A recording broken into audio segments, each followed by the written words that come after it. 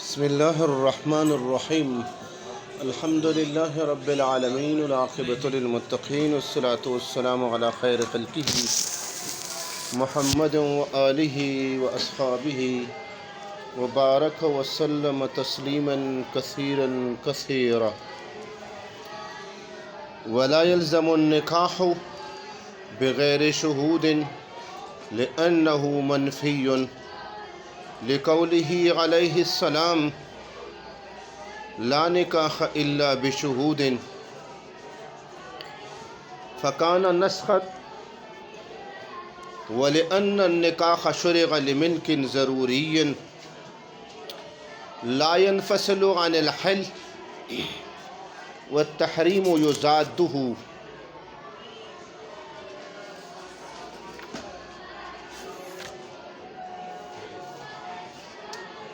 مصنف رحمہم اللہ نے پہلے آپ کو ایک اصول بتایا ہے کہ نہیں، جب افعال شرعیہ پہ وارد ہوں تو یہ نہیں قبیح لغیرہ وصفاً پر محمول ہوتی ہے حضرات حنفیہ کے ہاں، اور یہ نہیں تقاضا کرتی ہے کہ وہ فعل جو منہی عنہ ہے جس پر، وہ فعل شرعی جو منہی عنہ ہے جس پر نہیں وارد ہے، وہ ذات کے لحاظ سے مشروع ہوں اور وصف کے لحاظ سے وہ مشروع نہ ہوں، جائز نہ ہوں۔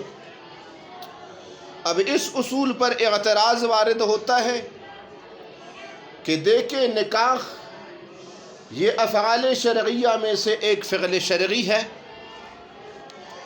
اور جب یہ نکاح گواہوں کے بغیر ہوں، گواہوں کے بغیر نکاح پر نہیں وارد ہے۔ حدیث میں آپ صلی اللہ علیہ وسلم کا ارشاد ہے، آپ فرماتے ہیں لا نکاح الا بشہود، کہ نکاح نہیں ہوتا بغیر گواہوں کے، یعنی گواہوں کے بغیر تم نکاح نہ کرنا۔ تو گواہوں کے بغیر نکاح پہ نہیں وارد ہے، اس سے منع کیا گیا ہے۔ اب اس فعل شرعی پر یہ نہیں وارد ہے تو آپ کے اصول کے مطابق یہ نہیں کس پر محمول ہونی چاہیے؟ قبیح لغیرہ وصفاً پر محمول ہونی چاہیے۔ ذات کے لحاظ سے یہ نکاح بغیر گواہوں کے ذاتاً مشروع ہونا چاہیے، اور وصف کے لحاظ سے مشروع نہیں ہونا چاہیے، جبکہ یہاں پہ یہ نکاح یہ تو اصلاً مشروع نہیں ہے، بالکل مشروع نہیں ہے، نکاح بالکل ہوتا ہی نہیں ہے، منعقد ہی نہیں ہوتا۔ تو یہ تو آپ کے اس اصول کے خلاف ہے۔ اس کا جواب دیتے ہیں، دو جواب دیے ہیں صاحب کتاب نے۔ پہلا جواب تو یہ دیتے ہیں کہ ہماری گفتگو نہیں کے بارے میں ہے کہ جب فعل شرعی پر نہیں وارد ہو، نہیں کا صیغہ ہو، وہ فعل شرعی پر وارد ہو، تو پھر نہیں کے صیغے کے وارد ہونے کی صورت میں یا نہیں کے ہونے کی صورت، وارد ہونے کی صورت میں ہمارا یہ کلام ہے جو آپ کے سامنے میں نے پہلے ذکر کیا، جبکہ یہاں پہ یہ نہیں ہے، صیغہ نہیں کا نہیں ہے، بلکہ یہ تو نفی کا صیغہ ہے، لا نکاح الا بشہود۔ تو یہ تو منہی نہیں ہے بلکہ یہ منفی ہے، اور منفی میں پھر تو یہی ہوتا ہے کہ وہ بالکل نہ ہو، تاکہ وہ اخبار صحیح ہو جائے، تاکہ وہ خبر دینا صحیح ہو جائے۔ لہٰذا یہ کیا ہوگا؟ یہ نسخ ہوگا۔ لا نکاح کہ نکاح شرعی نہیں ہوتا بغیر گواہوں کے، اگر گواہوں کے بغیر نکاح ہو جائے، یعنی نکاح پڑھا لیا جائے، تو وہ نکاح شرعی نہیں ہوتا، اور نکاح نہیں ہوتا، تو یہ نسخ ہوگا۔ ہاں، ہوا ہی نہیں۔ یہ والی بات آپ کو سمجھ آ گئی ہے؟ یہ ایک جواب دیا، یہاں تک یہ ہوا۔ وَلَا يَلْزَمُ النِّكَاحُ بِغَيْرِ شُهُودٍ، گواہوں کے بغیر نکاح کے ساتھ اعتراض وارد نہیں ہوتا. کیوں؟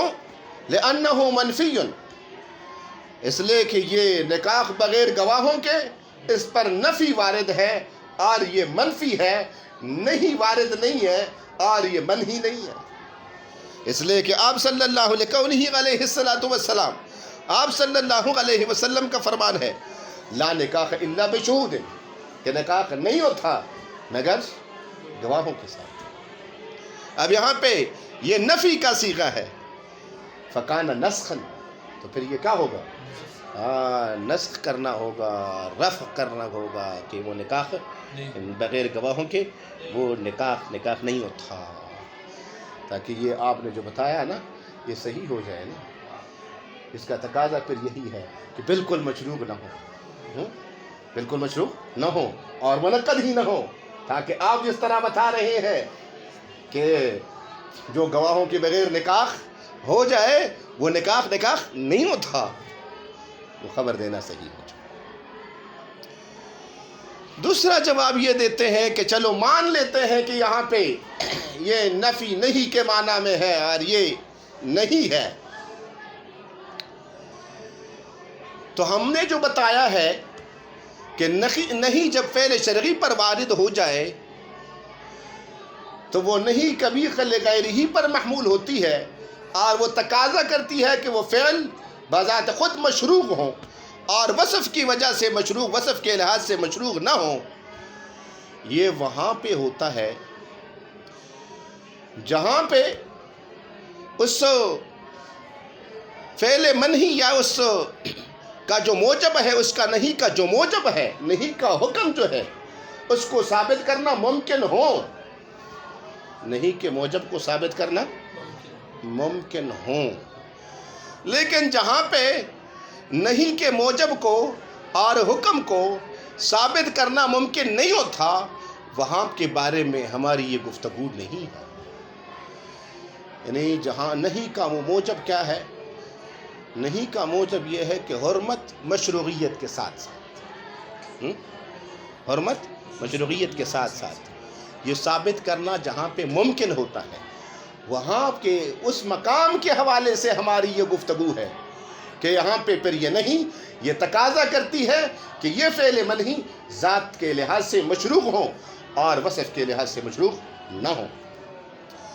لیکن جہاں پہ نہیں کا یہ جو موجب ہے جو کہ حرمت ہے مشروعیت کے ساتھ ساتھ اس کو ثابت کرنا ممکن نہ ہو تو پھر وہاں پہ یہ ہم نہیں کہتے کہ یہ نہیں تقاضا کرتی ہے ذات کے لحاظ سے مشروعیت کا اور یہ فعل منہی ذات کے لحاظ سے مشروع ہوتا ہے.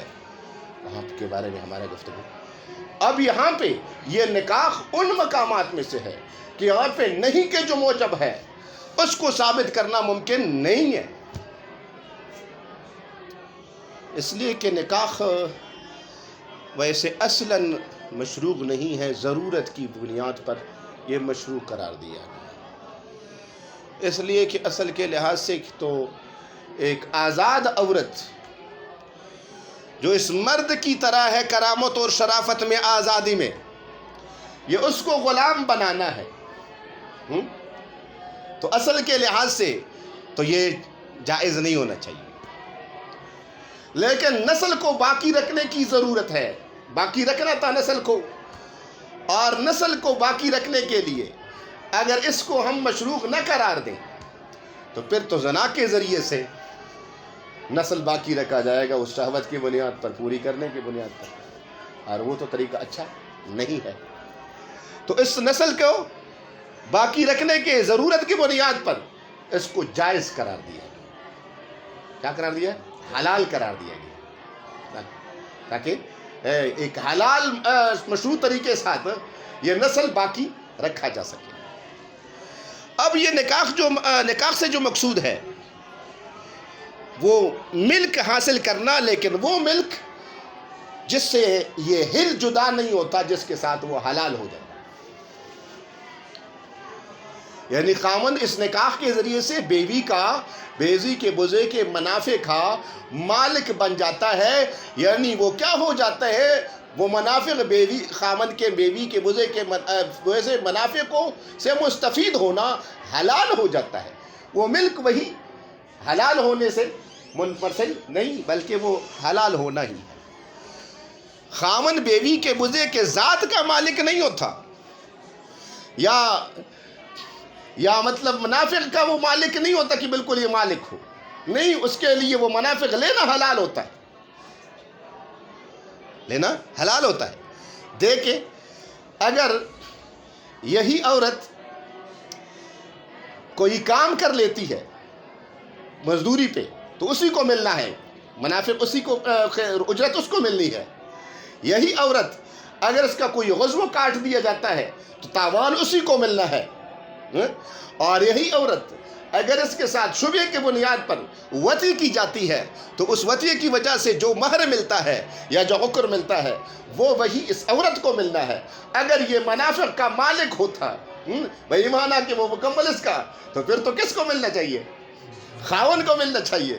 لیکن اس سے نفع لینا حلال ہو جاتا ہے. تو بہرحال وہ ملکیت جو نفع لینے کے حلال ہونے سے جدا نہیں ہوتا. اب یہ نکاح کا مقصود ہے. اب یہاں پہ اب نہیں وارد ہے، اب نہیں کی وجہ سے حرمت بھی ہوگی. نہیں جب گواہوں کے بغیر نکاح پر نہیں وارد ہوئی اس کی وجہ سے حرمت بھی ہوگی. اب حرمت اور حل دونوں جمع ہو سکتے ہیں؟ نہیں ہو سکتے. اب یہاں پہ نہیں کا جو موجب ہے اس کو ثابت کرنا ممکن ہے؟ ممکن نہیں ہے.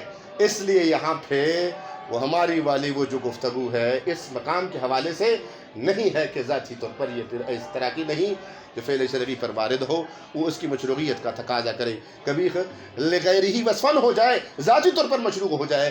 نہیں، ایسی صورت میں تو اس نہیں کی وجہ سے یہ حلال نہیں ہوگا نا، حرام حرمت ثابت ہو جائے گی. حرمت اور حل دونوں تو کیا ہے؟ تضاد ہے. لہٰذا اس حرمت ثابت ہو جائے گی، حل نہیں ہے.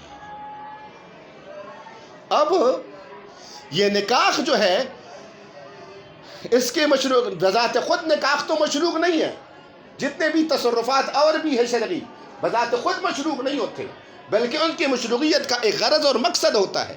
اب نکاح کی مشروعیت کا غرض اور مقصد کہ خاوند مالک ہوں اور خاوند کے لیے اس بیوی کے سے منافع سے مستفید ہونا حلال ہو جائے. یہ نکاح کی مشروعیت کا غرض اور مقصد ہے.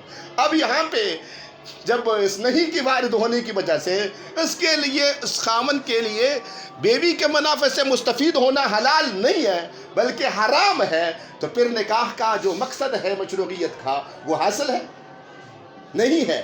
تو پھر نکاح کی مشروعیت کا جو غرض اور مقصد نہیں ہے تو پھر بذات خود تو یہ مشروع نہیں ہے. اس غرض اور مقصد کو حاصل کرنے کے لیے مشروع ہے تو پھر یہ نکاح مشروع ہوگا؟ مشروع نہیں ہوگا نا، بالکل جائز نہیں ہوگا. برخلاف بیع کے، بیع فعل شرعی ہے، اس پر مثلا ربا کی بنیاد پر یا کہیں شرط کی زائد کی وجہ سے جو ربا کے ہم معنی ہے اس پر جو نہیں وارد ہے وہاں پہ وہ نہیں فعل شرعی پر وارد ہونے والی وہ قبیح لغیرہ وصفاً پر محمول ہے. اس لیے کہ وہاں پہ نہیں کا جو موجب ہے اس کو ثابت کرنا کیا ہے؟ ممکن ہے. اب یہاں پہ وہ نہیں بذات خود مشروعیت قبیح لغیرہ وصفاً پر محمول ہوتی ہے، ذاتی طور پر اس فعل منہی کے مشروعیت کا تقاضا کرتی ہے.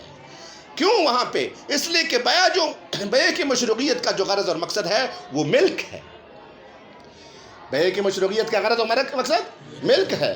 نکاح کی مشروعیت کا غرض و مقصد میں نے آپ کو بتایا کہ ملک ہے لیکن حل اور ساتھ ہے. یہاں پہ یہ ملک ہے. اب جب نہیں وارد ہو جائے نہیں کی وجہ سے حرمت ہوگی. ہاں، موجب نہیں کا موجب حرمت ہے. اب وہ ملک کے ساتھ تضاد نہیں ہے، ملک کے ساتھ تضاد نہیں ہے. بیع میں جو حل ہے وہ مقصود نہیں ہے، ملک مقصود ہے. اگر حل مقصود ہوتا تو جہاں پہ وطی حلال نہیں ہے تو وہاں پہ پھر بیع بالکل جائز نہ ہوتی. جیسے کہ مجوسیہ باندھی، اس کی خریداری جائز ہے، اس کی خریداری جائز ہے حالانکہ اس کے ساتھ وطی حلال حل تو نہیں ہے لیکن ملک ہے، اس لیے وہاں پہ بیع جائز ہے. اور ایسے مقام پہ جہاں پہ یہ حل یہ وطی یہ متصور ہی نہیں ہے، مثلا عام جانور ہے، وہاں پہ بھی بیع ہے نا. اگر یہ ہل مقصود ہوتا بیع میں تو پھر یہاں پہ بیع جائز. تو بیع سے مقصود وہ ملک ہے. اب وہ نہیں جب وارد ہو گئی ہے بیع پر، جو کہ ربا کی صورت میں یا شرط زائد کی صورت میں، تو یہاں پہ وہ جو موجب ہے نہیں کھا، وہ جو کہ حرمت ہے وہ ثابت ہو جائے گی. اور وہ حرمت اس بیع کی غرض اور مقصد سے جو کہ ملک ہے اس کے ساتھ منافی نہیں ہے. تو بیع کا جو مشروعیت کا جو مقصد ہے وہ یہاں پہ ملک وہ حاصل ہے، اس لیے پھر مشروع ہوگی، لیکن اس کی وجہ سے ساتھ حرمت بھی ہوگی. یہ والی بات آپ کو سمجھ نہیں آئی، میں نیچے پڑھوں. وَلِأَنَّ النِّكَاحَ شُرِعَ لِمِلْكِ ضَرُورِيٍّ لَا يَنْفَصِلُ عَنِ الْحِلِّ. دوسری وجہ یہ ہے کہ نکاح تو مشروع قرار دیا گیا ہے ملک کے لیے، ضرورتاً مشروع قرار دیا ہے. اصلاً نکاح مشروع نہیں ہے، جو میں نے تفصیل بتا دی. ایسے ملک کے لیے لا ينفصل عن الحل، جو ہل سے جدا نہیں ہوتا، بلکہ اسی ملک کے ساتھ خاوند کے لیے بیوی کے منافع سے مستفید ہونا حلال ہو جاتا ہے. والتحریم یضادہ، اور نہیں کے ساتھ جو حرمت ثابت ہو جاتی ہے، یضادہ وہ ہل کے ضد ہے، وہ ہل کے ساتھ متضاد ہے. اب جب نکاح کا جو غرض اور مقصد ہے مشروعیت کا، وہ نہیں کے ساتھ جب حرمت ثابت ہو گئی ہے اور وہ ہل نہیں رہا، تو نکاح کے مشروعیت سے جو مقصود ہے، جو کہ حلال ہونا ہے بیوی خاوند کے لیے بیوی سے نفع لینا، اور بیوی کے لیے خاوند سے نفع لینا، اب نہیں کے وارد ہونے کی وجہ سے وہ مقصد مشروعیت جو کہ ہل ہے وہ تو پھر حرمت ثابت ہو گئی، وہ نہیں ہے. پھر نکاح جو مقصود مشروعیت کا جو مقصد ہے وہ تو حاصل نہیں ہے، پھر نکاح مشروع ہوگا. بخلاف البیع، بخلاف بیع کے، لأنہ شرع لملک عین، وہ تو مشروع قرار دی گئی ہے ذات کے مالک ہونے کے لیے. والحل فیہ تابع، اور حلال ہونا بیع میں مقصود نہیں ہے، بلکہ حلال ہونا یہ تابع ہے، اصل نہیں ہے. اصل ذات کا مالک ہونا ہے، اس چیز کی خریدی ہوئی چیز کے ذات کا مالک ہونا ہے، اور اس کے استعمال کا حلال ہونا یہ تابع ہے، یا وطی کا حلال ہونا اس کا تابع ہے. اللہ طرح کہ آپ دیکھتے نہیں ہیں، یعنی اگر مشروعیت بیع کے مشروعیت سے مقصود وہ ذات کا مالک ہونا نہ ہوتا بل وطی کا حلال ہونا ہوتا. اللہ ترى انہ شرع فی موضع الحرمت، کہ آپ دیکھتے نہیں ہیں کہ بیع تو مشروع ہے فی موضع الحرمت، ایسے مقام میں جہاں پہ وطی حرام ہوتی ہے.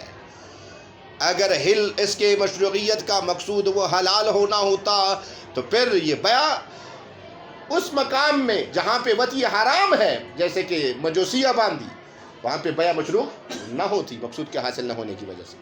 لیکن بیع مشروع ہے، پتہ چلا کہ بیع کی مشروعیت سے مقصود وہ ہل نہیں ہے، بلکہ بیع کے مشروعیت سے مقصود وہ ذات کا مالک ہونا ہے، ہل تابع ہے. جب جیسے کہ دیکھیں اس مقام میں جہاں پہ وطی حلال نہیں ہے، وہ اصل مقصود جو کہ ذات کا مالک ہونا ہے وہ حاصل ہے، اس لیے مشروع ہے، اور ہل اگرچہ نہیں. وفی ما لا يحتمل الحل اصلا، اور یہ بیع آپ دیکھتے نہیں ہے کہ یہ بیع حلال ہے اس مقام میں جہاں پہ وطی کے حلال ہونے کا بالکل تصور ہی نہیں ہے. کالعبید والبہائم، جیسے کہ غلام اور جانور، وہاں پہ وطی کے حلال ہونے کا بالکل تصور ہی نہیں ہے. اگر ہل مقصود ہوتا بیع کے مشروعیت سے تو یہاں پہ تو بالکل وطی متصور ہی نہیں ہے، تو بالکل مشروع نہیں ہونی چاہیے بیع، جبکہ بیع تو مشروع ہے. پتہ چلا کہ مشروعیت سے مقصود ذات کا مالک بننا ہے، اور وہ مقصود یہاں پہ حاصل ہے، اس لیے مشروع ہے، اور مقصود وہ ہل نہیں ہے جو کہ یہاں پہ متصور نہیں ہے، ورنہ پھر حلال نہیں ہونا چاہیے تھا یہاں پہ. یہ والی باتیں آپ کو سمجھ نہیں آئی؟ سب کو سمجھ آ گئی؟ ہاں انشاءاللہ اس کو اس طرح بھی پڑھا جا سکتا ہے.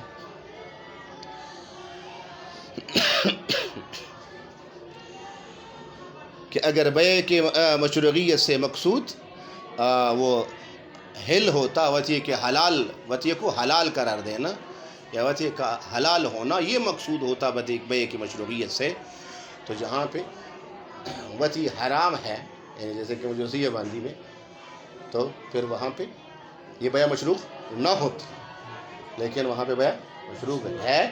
پتہ چلا کہ یہ مقصود نہیں ہے، ذات کا مالک ہونا مقصود ہے. اسی طرح دوسرے میں بھی سمجھ آ گئی ہے شاید. میں آگے پڑھوں گا. ولا يقال في الغصب بأنه يثبت الملك مقصودا به بل يثبت شرعا بل يثبت شرطا لحكم شرعي وهو الزمان لأنه شرع جبرا ويعتمد الفوات وشرط الحكم تابع له وصار حسنا بحسنه. یہ تو دونوں حضرات پر، حضرات شافعیہ اور حنفیہ دونوں پر اعتراض وارد ہوتا ہے. اس کا جواب دینا چاہتے ہیں. پہلے آپ کو بتایا تھا کہ نہیں، جب افعال حسیہ پر وارد ہوں، نہیں جب افعال حسیہ پر وارد ہوں تو پھر دونوں حضرات کے ہاں بالاتفاق یہ نہیں کس پر محمول ہوتی ہے، کبھی خل عینی پر محمول ہوتی ہے، اور کبھی حل عینی کا حکم آپ کو بتا دیا ہے کہ بالکل مشروع نہ ہو اور اس کے ساتھ کوئی بھی حکم وابستہ نہ ہو. اب یہ غصب دیکھیں، وہاں پہ افعال حسیہ میں مثالیں جب آپ کو بتا رہے تھے، غصب کی مثال دی تھی، زنا کی مثال دی تھی، تو اب بتا رہی ہیں کہ غصب دیکھیں یہ فعل حسی ہے اور اس پر نفع نہیں وارد ہے. لا تأکلوا اموالکم بینکم بالباطل، کہ ایک دوسرے کے مال باطل طریقے کے ساتھ نہ کھاؤ، کہ ایک دوسرے کے مال کو دوسرے سے اس کی رضامندی کے بغیر زبردستی لے لو. تو اس طرح لے لے اور کھانے سے منع فرمایا ہے، تو غصب پر نہیں وارد ہے. اب یہ نہیں کبھی خل عینی پر محمول ہونی چاہیے. اب جب کبھی خل عینی پر محمول ہوں تو پھر تو بالکل مشروعیت نہیں ہونی چاہیے، کوئی بھی حکم اس کے ساتھ وابستہ نہیں ہونی چاہیے. جبکہ تم تو کہتے ہو کہ غاصب یہ مغصوبہ چیز کا جب زمان ادا کر لیتا ہے، اس مغصوب منہ مالک ہو، تو زمان ادا کرنے کے بعد غاصب اس مغصوبہ چیز کا غصب کی بنیاد پہ مالک بن جاتا ہے. کیا بن جاتا ہے؟ مالک بن جاتا ہے. تو پھر تو یہ کیا ہوا بتائیں؟ یہ حکم وابستہ ہوا یا وابستہ نہیں ہوا؟ جی، زمان کے ادائیگی کے وقت یہ غصب یہ سبب بنا یا نہیں بنا غاصب کے اس مغصوبہ چیز کے مالک بننے کا؟ بن گیا.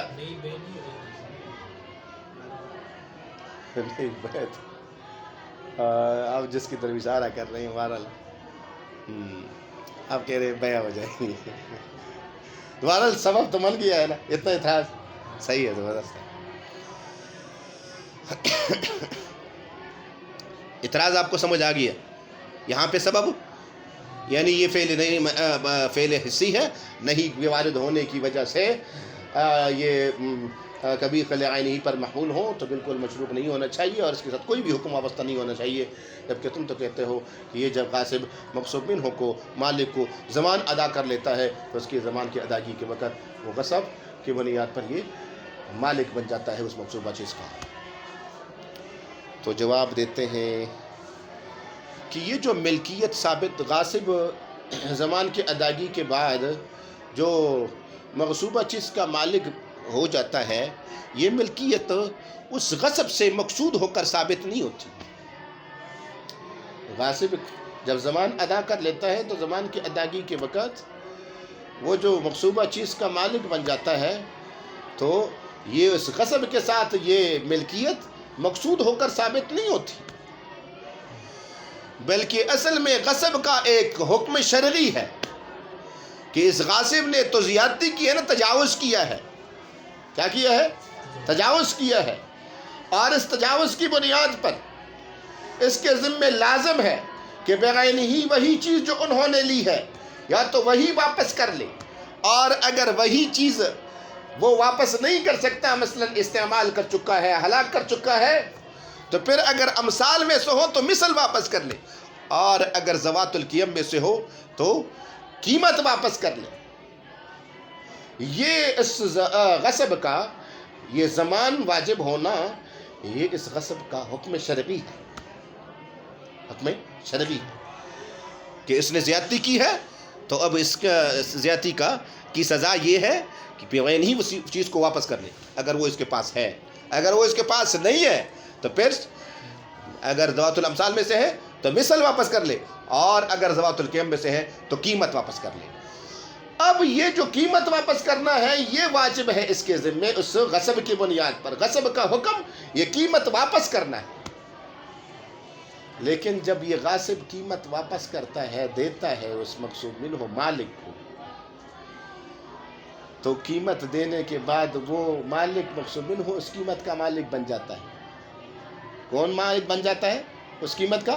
مقصود منہ مالک، وہ قیمت کا مالک بن جاتا ہے۔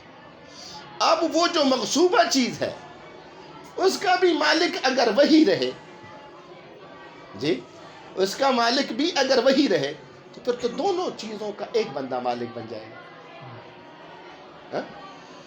اب وہ قیمت کے لیے شرط یہ ہے، یعنی وہ قیمت دینا اور اس کا مالک بننا یہ تقاضا کرتا ہے کہ کیا کر لیں کہ وہ مغصوبہ چیز کا وہ غاصب مالک بن جائے اس قیمت کے بدلے۔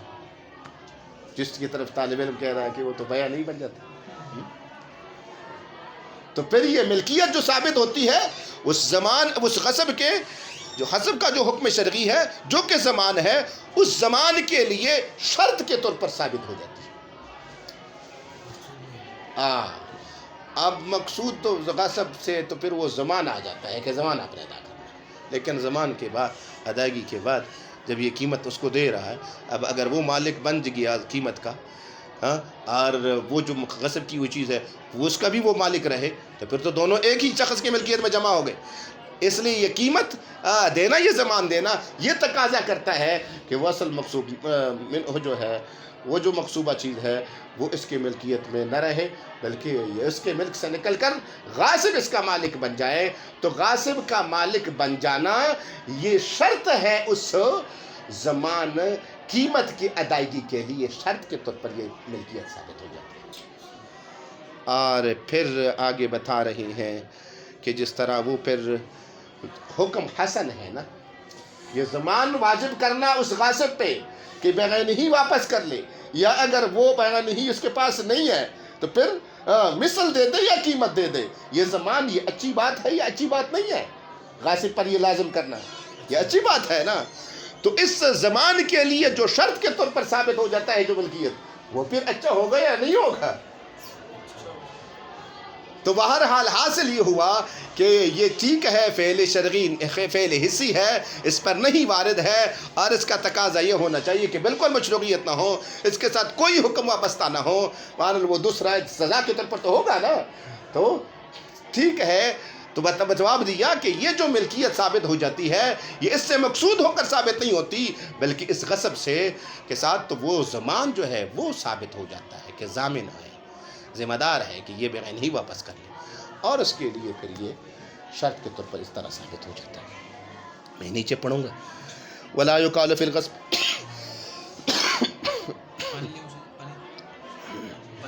ہو جائے گا کام، وَلَا يُقَالُ فِي الْغَصْبِ، اور غصب میں یہ اعتراض نہ کیا جائے بِأَنَّهُ يَثْبُتُ الْمِلْكُ، کہ ملک ثابت ہو جاتی ہے مقصوداً بِهِ، اس غصب سے مقصود ہو کر، نہیں وارد ہے، فعل شرعی ہے، اور دیکھیں اس نہیں کے وارد ہونے کے باوجود اس سے یہ ملکیت غاصب کی ثابت ہو جاتی ہے قیمت کی ادائیگی کے بعد مقصود ہو کر۔ یہ نہ کہا جائے اس طرح مقصود ہو کر ثابت نہیں ہوتی، بل یثبت شرطاً لحکم شرعی، بلکہ یہ ملکیت غاصب کی مقصوبہ میں یہ ثابت ہو جاتی ہے اس زمان کے حکم شرعی کے لیے شرط ہو کر، وہو الزمان، حکم شرعی زمان ہے، لأنہ شرع جبراً، اس لیے کہ یہ زمان جو ہے یہ مشروع قرار دیا گیا ہے تاکہ یہ جبیرہ بن جائے اور اس کی پٹی ہو جائے نا، اس نے جو زیادتی کی ہے اس مقصود منہ کے ساتھ اس کے زیادی کی پٹی ہو جائے۔ فَيَغْتَمِدُ الْفَوَاتَ، اب یہ زمان پہ چاہ رہا ہے کہ وہ مغصوب منہ کی ملک سے وہ نکل جائے گی. بشرط الحکم تابع لہو، اور حکم کیا جو شرط ہے وہ اس کے لیے تابع ہوتا ہے. فصار حسنا بحسنہ، تو پھر یہ حسن ہو گیا وہ ملکیت کا حسن اس زمان کے حسن کی بنیاد